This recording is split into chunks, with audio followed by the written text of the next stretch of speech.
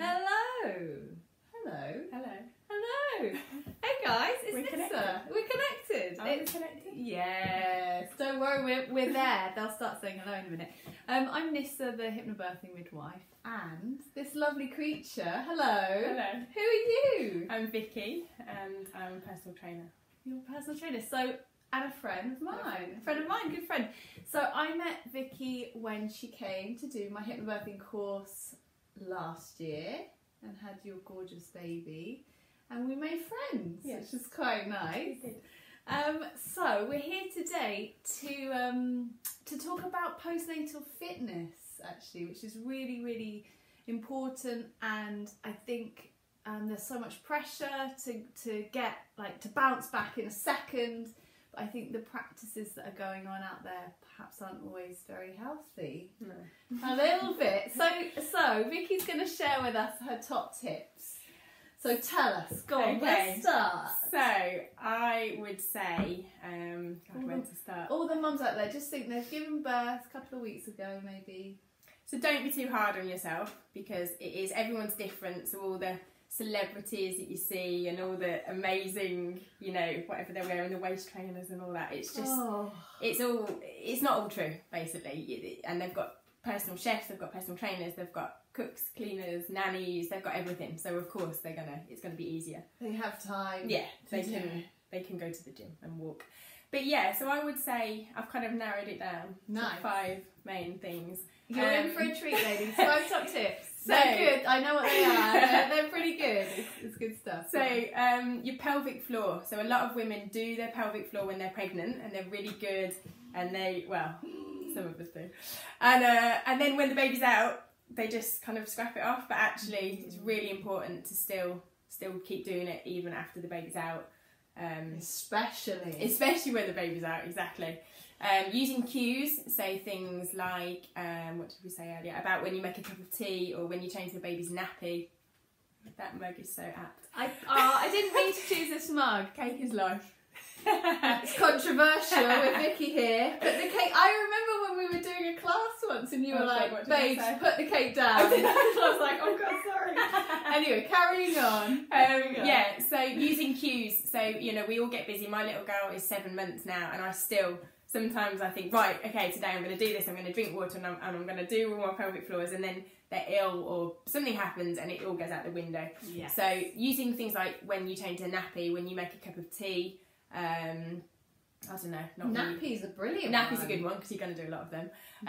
Just doing 10 pelvic, whatever it is that you've done when you're pregnant. Some people like to count, some people do it for a certain time, long, slow, quick, fast, whatever. But get them in, just get your pelvic floors in.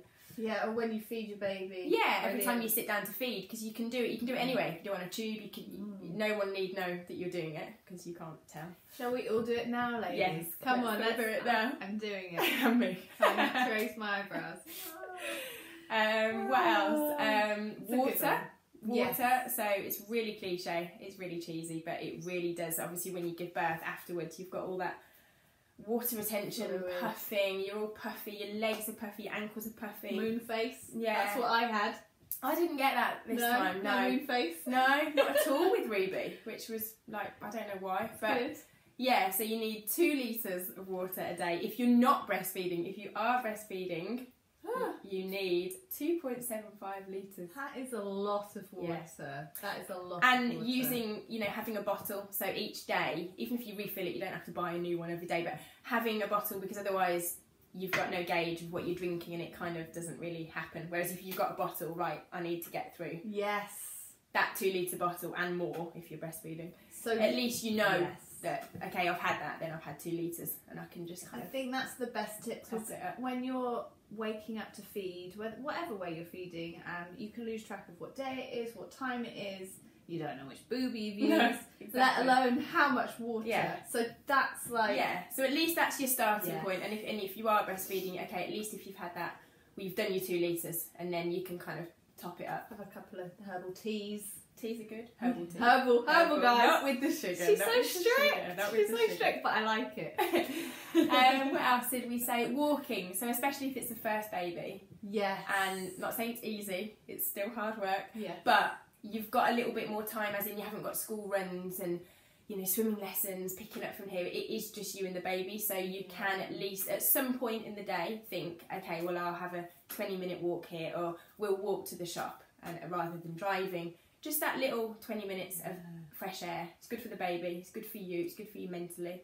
So good for you mentally. Yeah. And if you can build it up, you know, start really little, 10 minutes if you're feeling a bit, you know, a bit sore and they don't feel like, you know, you don't feel like you can. So start little and then just build it up. I think that's so important because I know with babies, the first one, you feel like you can't leave the house because like you're like, oh. You can, it's better. Strap it on, strap the baby on. It's better. Put it on. It's not rigid. I did that with Ethan, and yeah, I mean, some bits were good, but then you look back and you're like, oh, okay, no, I don't need to be that rigid. If you're a little bit more relaxed, then usually the baby... Go with the flow a little bit. A little bit. There's still routine. The baby. Yeah, still routine. There's still routine, babe. There's always routine. But yeah, you can go out the house for a walk. You know, if the baby's asleep, the baby can sleep in the buggy at the house. It doesn't have to be in the cot. And we won't frighten the first time mums out there, but I only have one child as well, so I can't say. But when you have two children and one goes to school, things are a little different. It's a little bit trickier, but there's still ways and means. And you have to go. Well, you have to, yeah. You can't just leave them. No homeschooling. No, right? no homeschooling. God, no. Okay, so we're walking. Yes, walking, slowly. Pelvic floor, water. Solid, yes. Yeah. These are the foundations. Yeah. And with the gym, if you were at the gym before and you go back, it's fine. Well, you know, you get your 6 to 8 week clear from the GP. Sure. And then even when you do go back, you know, you've got to be patient. I can't do half of the stuff that I can do before Ruby yet. I will be able to, but I can't. So even if you've had you're very fit. Yeah. You're a personal trainer. So even if I think that's really important for mums to hear that. Yeah. Because the expectation on yourself is massive. Yeah. It's too big. And everyone thinks, oh, you know, I could do this before and I do it. I still do it. And why can't I do it? And you can't. You've given birth. Things are going to have moved a little bit. Your pelvis is different. You know, your back's probably thrown. Depending on how the pregnancy was. There's all sorts of little twin, you know, and they will go back, but it does take time. A few months, a good few months. So it's about being kind to yourself. Yeah, so you can still go, you can still push yourself, but you know, obviously you can still push yourself. Not too kind, guys. Not too kind. But you know, you can't be bounding around doing 100 burpees and this and that. Oh, and impact. So obviously afterwards, your pelvic floor, even if you're doing it, it is going to be delicate. So things like burpees, running, all this. It's not that you can't do it. Everyone's different, and it depends what you did before. Yeah. So if you never did anything, and then you've had the baby, you shouldn't go and start running, you know, crazy amounts and burpees and all that. If you did it before, you know, you'll be able to get back to it. But so yes, giving it time. That's really important because I think mums, you know, maybe it's 6 weeks or 8 weeks or however long, 3 months, 12 months, wherever, and then suddenly you think, I'm going to get back to it. Yeah. And you hit it hard. Yeah, but then it all goes wrong. Not so good. It all goes wrong. So what's a better approach, do you think? So, you know, again, it really does depend on the individual. So kind of what they did before, they will be able to go back to, but just at a slower rate. Or you know, lessen the weight or lessen the intensity, lessen the time, that kind of thing. The classes that you see, Buggy Fit or Mums, I don't know, Yummy Mummy in the parks, all this, just, I'm not going to call it that. Go on. Well, no, because they've got all these, they're doing sit-ups and they're jumping around, star jumps, burpees, jump squats. It's too much, and a lot of the mums there, the babies are literally, like 6, 8 weeks? Yeah. It's too much. Oh, really? Their pelvic floor, it can't take it. Ooh. You shouldn't. So what could happen if you're doing that kind of high impact and your body's not ready? So firstly, a lot of because it's a group and it's not 1-to-1, they're not going to have been checked for any separation with the abs. So every woman, I've got a centimetre, so every woman, even if it's tiny, will have. I wonder now. We'll check yours afterwards. I know you have to be lying down. I'll check yours afterwards. But every single woman that's had a baby will have some separation. Some women it's 1 centimetre, 2 centimetre, 3 centimetre. A lot. Yeah. Usually it's 1 each baby. So like after Ethan and Ruby, mine was at 2. It's gone down to 1. Okay. So yeah, you can close it, but the sit-ups and the planks and and all that pressure down on the abdominal wall straight away. It's not. It gives like a doming effect, so you get a paunch. Oh, not Actually, a paunch. a paunch. We were talking about that earlier. No, Not the not the flat paunch. stomach that you think you're gonna get. You can get that, but not from bounding around and. No bounding, ladies. Bounding. Stop bounding. You'll get a paunch. We don't want a paunch.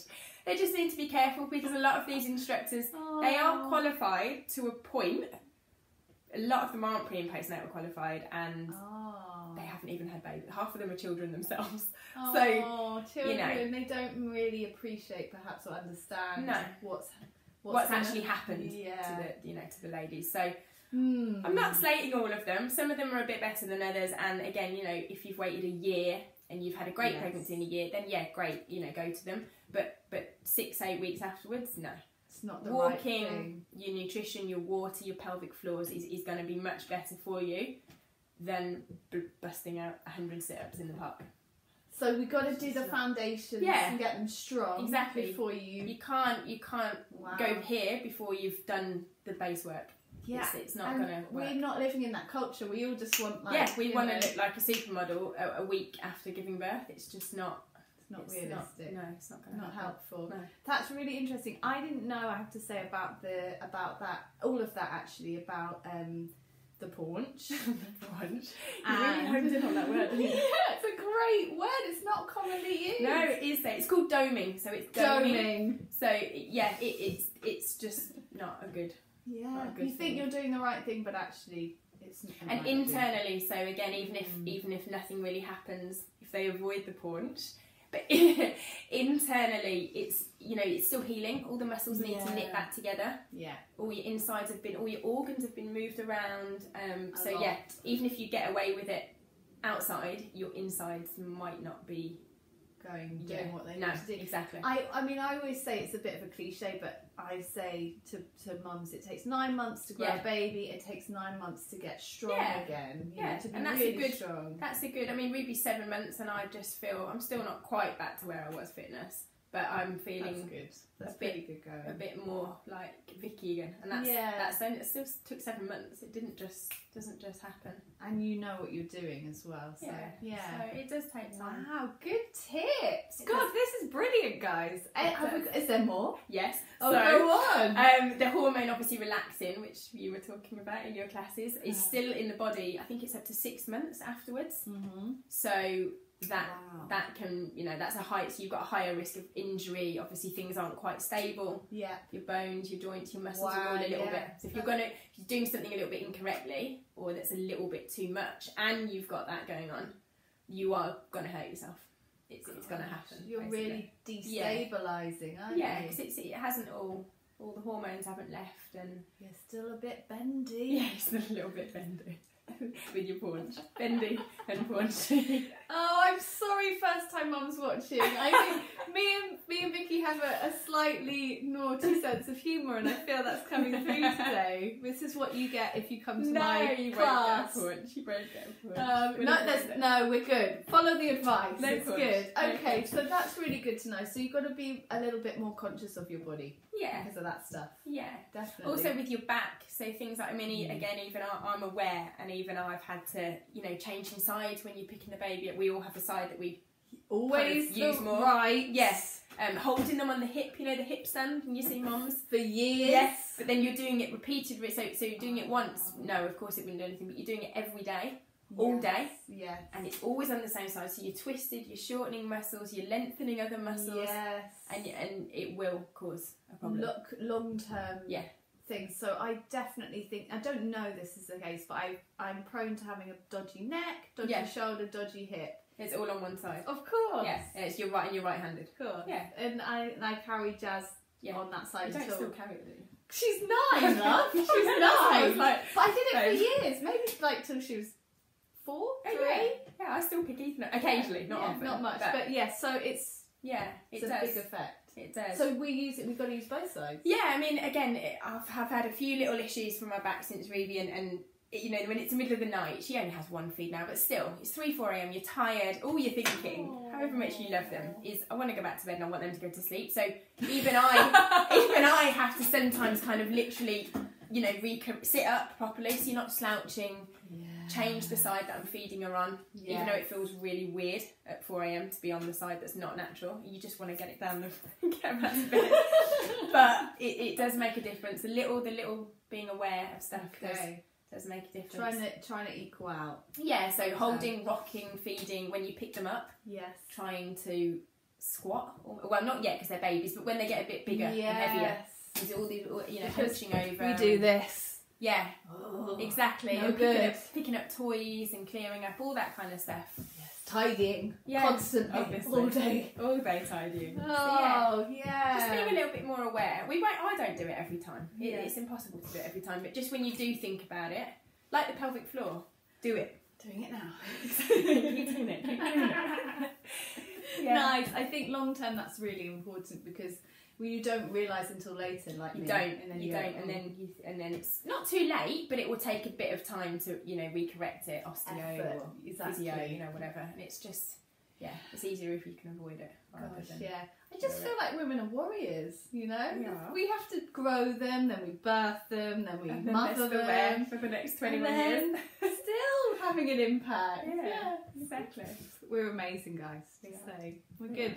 Any more? That's great. I'll take any more. That's pretty good. Let me think. Pelvic floor, water, walking, things like food. I won't go too much on that, but maybe if you can prep some meals, it won't happen straight away. Obviously, the first 4 to 6 weeks are just chaos. So fill your freezer. Well, everybody, but in pregnancy, fill it. Yeah, and just trying to avoid processed foods. It is hard. I know it's hard, and especially when you're tired and you're hungry and you know you need something quickly, and the boyfriend brings takeaway or something. But if you can try and eat little and often, even if it's boiled eggs, they are so easy. I did that loads with Ruby. They take 2-3 minutes to cook. It's so good for you. Brilliant. Cheap. Quick, easy, stuff like that. Whole food, so true. Avocado. Yeah, you won't do it every day, and you will have days where you eat, not, you know, rubbish. Half a packet of biscuits. Well, no, what's your excuse now? There's no baby. Not now. Oh, okay. Not now. No. Now. Not now. Sometimes now, but not normally. No, but until Jazz was like 6 months, every day half a packet of biscuits. Really? Yes, every day. Malted milk. Don't do that, guys. Don't do it. Yeah, but look at you. You still whip it like now. Whip it like then. Malted milk, like, you know. Yeah, terrible because you only have one hand, you know. So it had to be biscuits. Yeah, Couldn't be it had to be. Couldn't be anything else. So strict. No, I'm only kidding. It wasn't every day, but it's a bad habit. Yeah, bad habit. So just, you know, little things in having in the house like nuts, avocados, eggs, water, having your water, yogurt. Whole yogurt, fruit. They're all easy. Yeah, they are. But we all go for the... Yeah, they are. They are. Fruit's easy. Nuts are easy. Eggs are easy. Yeah, it's true. But we all go for the sweets or the chocolate or... So, a little more healthy. A little less malted milk. Yeah, a little bit less. Oreos. Amazing. That was good. Tell us where the ladies can find you. So and what services you offer. Yeah. So at the moment my business page is kind of it's having a relaunch. Facelift. Yeah, it's having a facelift. Exactly. It's having a facelift. So it's more if you go to my personal page. Yeah. So Vicki Birmingham. I think you've tagged that somewhere. It's in there. It's there. Yeah, down there. Go and hit her up. Give her a message. Yeah, either inbox or inbox or write on my wall or request me, and then I can add you and that kind of stuff. Instagram. VCB personal training. Oh, VCB personal training. Yeah. Nice. Yeah. And Vicki does one-on-ones, you design programs. Yeah, so personal training in London and in Milton Keynes, and then personalised programs online, pre and postnatal, or even if you haven't had a baby. Yeah. Still. Yeah. Don't have to have had a baby. You don't have to have had a baby. Just looking at food plans and, you know, what you're eating, that kind of stuff, and calibrating it all. Yeah. And she's brilliantly strict.